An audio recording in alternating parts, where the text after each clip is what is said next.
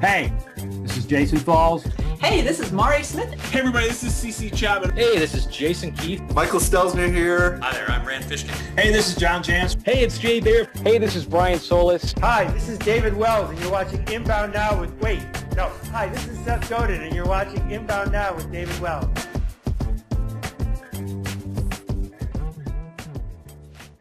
Hey guys, it's David Wells. Welcome to another episode of Inbound Now.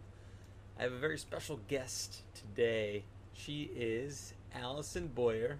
She's the Community Outreach Coordinator at BlogWorld New Media Expo, and she is the author of The Ultimate Guide to Marketing Your Blog, Podcast, Videos with Pinterest. So if you are wondering how to use Pinterest for your business or how to get more traction on Pinterest, still not sure exactly how it works for your business, stick around. This episode is for you. And just a quick heads up, I've also created a Pinterest app for you guys to use on your own websites, and it is a Pinterest Pin It to Download app. And basically what it does is it lets you have your visitors pin something on Pinterest to actually activate a content download. So just as a quick example, I'll go ahead and log into Pinterest. This is asking me to pin this image, this content, and asking me which board I want to pin it to. So it's a great way to basically have your visitors pin whatever image you want to go to whatever link you want on your site. So it is a quick and easy tool to kind of get more pins to certain pages or pieces of content on your site. But without further ado, stick around for the interview with Allison. It's phenomenal, if I don't say so myself. And yeah, tweet at me or at Allison on Twitter if you guys have any questions. My name is Allison Boyer, and I'm the Community Outreach Coordinator for New Media Expo, formerly BlogWorld Expo, so you might know us by that name. And I also run a site with my sister and my mom called the Pinter Test Kitchen, where we test all sorts of cool recipes and craft projects and all that kind of thing that we find on Pinterest, and we post our results, whether we like them or not. Okay, cool. And Allison, you wrote The Ultimate Guide to Marketing Your Blog, Podcast, or Videos with Pinterest. I downloaded the ebook. I thought it was fantastic. And I'm one of those people that's still trying to figure out how Pinterest will work for my business and for my clients' businesses, right? So I wanted to get you on to dive into your extreme knowledge base on Pinterest. Sound good? Sounds good. Thanks for having me. Yeah, for sure. So right now, the biggest demographic on Pinterest is women, ages 25 to 34. Is it really targeted towards that niche, demographic, or can other companies, kind of benefit from jumping onto Pinterest? Yeah, that's a really great question I get all the time. And when Pinterest first started, it was, primarily a lot of women that were going on to plan their weddings and vacations and that kind of thing, because Pinterest is so visual. That's just the audience it attracted right away. But something that most people don't know is in the UK, it's a little more even. It's actually over 50% male versus female. So yes, no matter what your business is, you can use it on Pinterest. We're using it for New Media Expo right now, and we are not a wedding blog. We're a media blog. So yeah, you can use it no matter what your business is. Okay, cool. What are some examples of companies on Pinterest that are doing it really well that people should go check out their page and try to mimic what they're doing? So probably the biggest one that I can think of right away is Whole Foods. And there's a grocery store, and you think, okay, so they pin their products. No, they actually don't. Whole Foods, what they do, they pin things that are related to food, and very few of their pins are actually from the Whole Foods site. It's just kind of a community building thing. They want to get the word out there that they're this healthy company that has all these great organic products, green products. So they're pinning like organic recipes, or they're pinning. They have a whole board about cheese. Like, you believe it or not, people love it. So it's more about not about promoting your links, but promoting your community. And I think that's where a lot of small businesses are going wrong. They get on Pinterest and they just try and promote all of their links. And that's not really what it's about. That's a really good way for people to say you're a spammer and I don't want to follow you. Gotcha. So it's about sharing that content that's not necessarily linking back to blog posts on your site, but like finding different interesting things around that topic. Right. And you can link back to your site. I link back to my own sites all the time. And so Whole Foods does as well. But it's about mixing those links in and not focusing on them, and rather looking for things that your community will be interested in and focusing on those things instead and promoting other people that are in your industry, not just yourself. Okay, cool. So what about frequency of posting? How often should you post on Pinterest? Is there too many times you can post in a day? Is it like Twitter? Like, what do you see there? Well, I wouldn't say there's too many times. You don't want, it's like Twitter where you don't want to clog up the stream for somebody. So what I always tell people is it doesn't matter how many times in a row you post, as long as you're posting to a lot of different boards and a lot of different topics. You know, if you only have 5 boards and they're all about marketing and most of them are about your own brand, you know, you don't want to post 100 pins in 5 minutes. People are going to say, hey, that person is clogging up my stream. I can't see all the awesome things I want to see. But if you have boards, you know, about quotes and boards about humor and, you know, boards about your products and then boards about, you know, whatever you like, then you can post a bunch of times in a row and it'll be seen by different people. And even the people who are following all of your boards, it won't seem like you're clogging their board because you're posting so many different cool things. And, you know, with anything, as long as you're posting quality content, you know, that's the most important thing. So if you're posting quality, post as often as you can. And don't wait. Get online every day and post on Pinterest. Gotcha. So, you know, when you first start Pinterest, you start out with, I guess, no followers. What are some of the ways to, you know, and if you're posting different pins and what have you, and nobody can see them, you're kind of wasting your time, right? So how did you kind of grow your Pinterest followership or whatever you call it on Pinterest, and how do you kind of seed that community? Well, it's a little easier than a lot of social networks because if you pin something cool, whether it's your own product or not, it has a huge potential to go viral. Just because, you know, especially if it's an original pin rather than repinning someone else's content. If you get online and post something really cool that no one else is posting on Pinterest yet, you're going to go viral in a second. And when you go viral, people always see who is the original poster of that pin, and they come check out your boards. And a lot of times they follow you. That's the hope. You do have to make sure as soon as you sign up to get your Pinterest profile populated with a lot of boards, a lot of different topics, because you want somebody that's new and coming to your profile to find at least one board that they like so they start following you. Right. If your profile is almost empty, or it just has like one board that you're pinning everything to one board and you call that board cool stuff, you know, people aren't going to be as interested in that because, you know, cool stuff to you, it might not be cool stuff to them. They might only think one of your pin out of 200 is actually something cool. Okay. So have a lot of boards. And then the other tip I have that I don't see anybody doing, and it blows my mind, is go out and comment on other people's pins. Find people who are in your industry or in your niche if you're a blogger, and go out there and see what they're pinning and actually comment. No one's commenting on each other's pins. And every time I comment on someone's pin, that person checks me out. And I would say 9 times out of 10, they follow me or at least one of my boards. So, you know, it does take a little bit of time. But if you do it, if you're diligent about commenting on 5 or 6 posts every day, you're going to get people following you really easily. Cool. And yeah, so another thing that you talk about in your ebook is in chapter 3, advanced content promotion strategies, right? And you say it's all about the pictures. Yeah. What do you mean by that? Everything on Pinterest is about the pictures. There are people who don't even read the descriptions. The descriptions are kind of like captions, and you know, some people read them, some people don't, but you have to have good pictures. If you don't, no one's going to repin your content and no one's going to want to follow you. So what makes a good picture is a little different than what you might think. A good picture has to be self-contained. So if you're posting something that's funny, you want the joke to be in that picture. You don't want them to have to click through to see what the joke is. If you're posting something that's not visual, if you aren't a visual industry or visual niche, you can't post pictures of food that look amazing or pictures of travel that look amazing.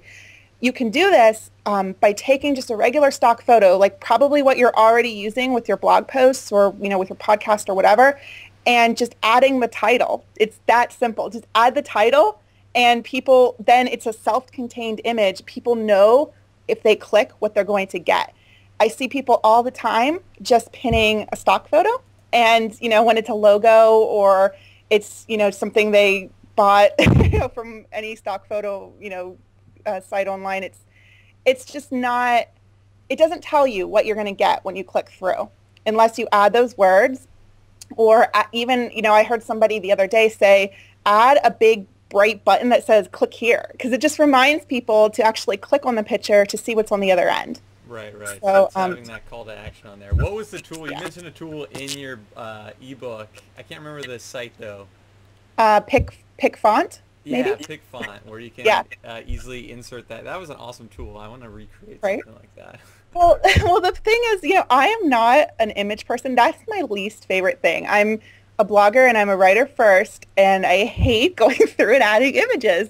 So I'd always have these like cheesy stock photos that I would find for free online and just post them. And I don't even have Photoshop on my computer anymore. I was resizing things in Paint, and my sister, who is like a graphic artist, was like, oh my God, she's using Paint. But, Pick font, you don't even have to download the picture onto your computer. You just go tell, as long as you find a picture that is fair use, that's free for you to use, just go, and you just type in your text, and there's lots of fonts to pick from. And then another one, if you want a little more control, is pickmonkey.com. And that one allows you to do some really cool stuff with actually editing your picture. And again, you don't have to have Photoshop. And if I can do it, anyone can do it, seriously. Nice. So let's see here. So you also talk about running contests on Pinterest, and I know that's a really great way to kind of get up and running, get a lot of followers, get a lot of repins. What tips can you give people on running contests, and what are the different types of contests that you've seen? So contests work the best when you do have a very visual product or industry or something that the picture right away is going to attract people's attention.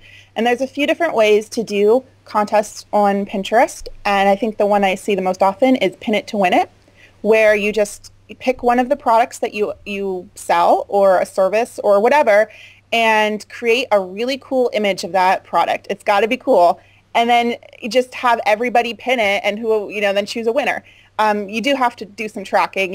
Usually I'd see people, they say you have to use a specific hashtag or, whatever in your description, or you have to, tell them that you repinned it, or sometimes you have to repin it from their board. Like, you can't just go to their site and pin it. You have to actually repin it from your board. But that's the most common one. And then there's a lot of really unique Pinterest contests people are doing, and probably the best one I saw is from a site called Jet Setter. I don't know if you have ever heard of them, but they are a travel company, and they had people pick from one of 4 categories. It was like, one of them was like escape or getaway. One of them was like cosmopolitan, whatever. You could pick any of the 4 categories that you liked the best and create a board, and you had to pin a certain number of pictures from Jet Setter, but you could pin from whatever you wanted. And they just picked the best 4 boards that they liked. And then later I read Mashable, I'm sure you do too, and I just happened to see Mashable profiled them because they increased their traffic from Pinterest like 100%. They increased their own page views like 150%. They lowered their bounce rate. It was crazy, all from just running this contest. And they gave away 4 trips, and that's all they did. So it's like, if you can give away a few products or a few, hours of your time, if you're a consultant or, whatever you do, if you can give something away, do it on Pinterest. People love free stuff. Nice. Are there any third-party Pinterest tools that you couldn't live without, or that you'd recommend other people checking out? So Pinterest is still new, and there are some tools, but Pinterest. I mean, I think some of the people who make these tools are having problems with the API, and just, I mean, there's a lot of people who want to do scheduling in the future. So I would definitely check out Repinnerly, which is a really cool tool that doesn't have scheduling yet, but they're going to as soon as Pinterest allows it. And then I also use pinpuff.com. That's a really good one. There's pinreach.com is a really good one. They give you scores that are kind of like Clout, so you can see how well you're doing. I don't put a lot of stock into them, no more than you would actually put into Clout. Let's put it that way. But it's really cool to see which boards are performing well, because then you can try and replicate your success and kind of find out which boards aren't doing so well, so you can try and figure out what the problem is. And then there's also pinstamatic.com, that one isn't a monitoring tool. That one's actually, you can pin a web page, you can pin sticky notes, so you can like write yourself a sticky note and put it on Pinterest. You can pin quotes, you can pin Twitter accounts, lots of cool stuff you can pin from Pinstamatic that you can't otherwise pin just using the regular pin button. Okay, cool.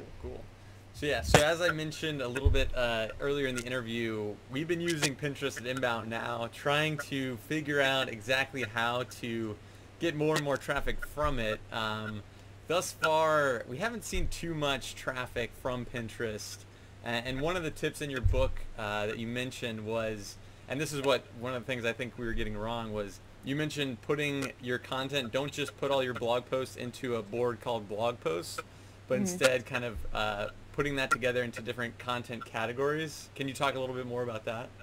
Right. So if you have a blog and you have a board called blog posts, someone who comes to your Pinterest profile and they're brand new, they don't know what your blog is, and they have no idea what Inbound Now is. I mean, hopefully some people do, but the general Pinterest user might not know what Inbound Now is. So if they see Inbound Now blog posts, they probably aren't going to follow your board.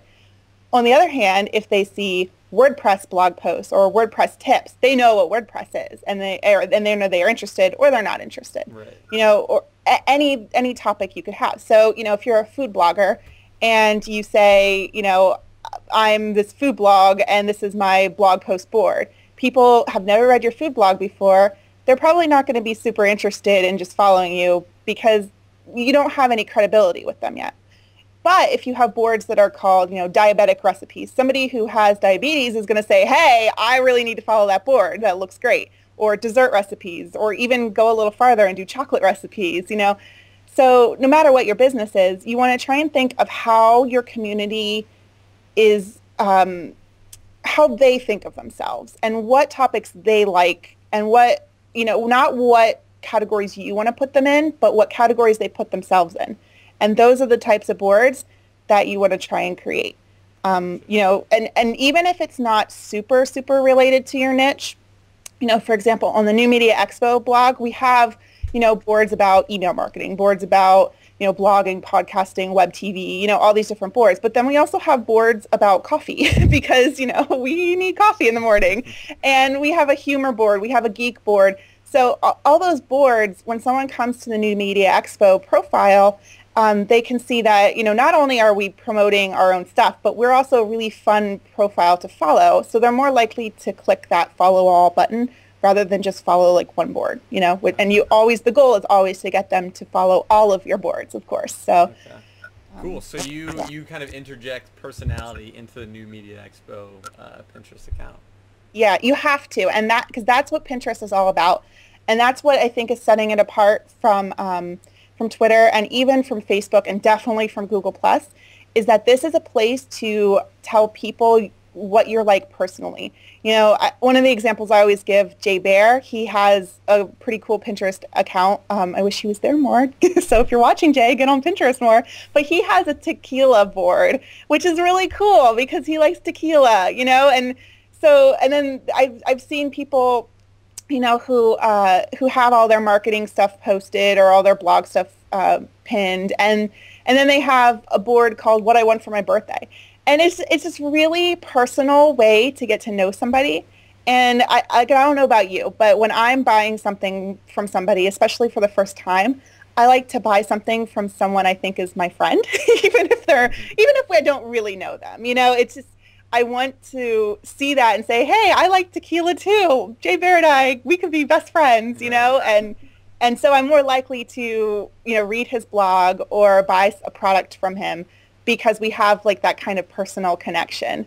So yeah, put your personality in your boards, definitely. Cool. And you guys use a lot of humor and stuff on there too. So do you try to find an existing meme and tweak it to fit your company, or how does that work?